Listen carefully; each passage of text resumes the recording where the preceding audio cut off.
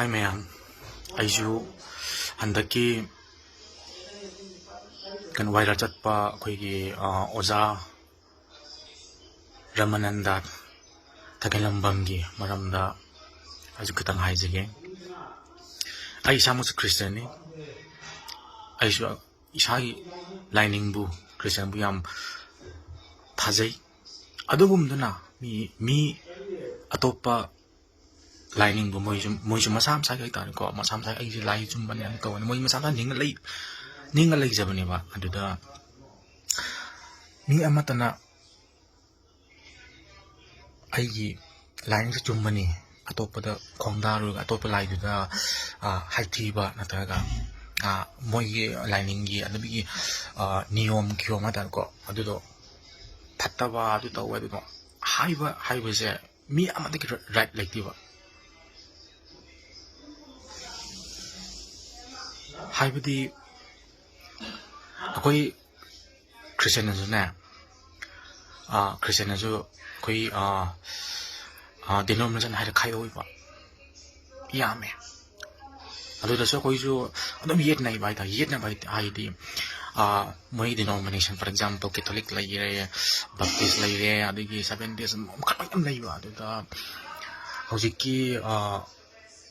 Lucingba singzina moi di kano tau ni akoi na chumba ni moi tauriba moi lai khuning ni akoi chumda ni akoi so si am lai ba akoi ma akoi irak sida dei tab natte ba aina haisening madi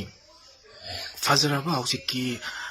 koi isena mai te kano mai tai singi mi se ba lakpan ta lamsa halak pada mai tha ba de ye adum tau do yam fazara ba niyom ne ba adu natana asmaina church Christian ami leader amoina mi amabu tambiba mi amabu haibiba sum tawo se phatte moi dum tawo se dum tawo ne dum tawo se nungsana laimina ji adagi mina lan kim matam da no adu tawo no mi bu nungsio mi kano tawo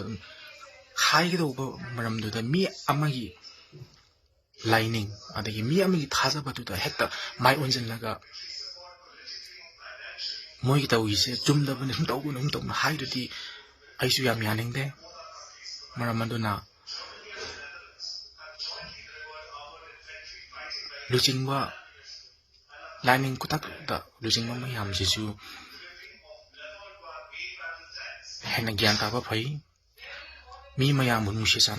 sanana habi ba tambi ba nongaina hingminamba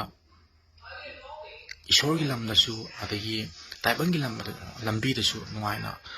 habi bodo aisu pam jai adana aisu yaning de adana mathang da di ismaina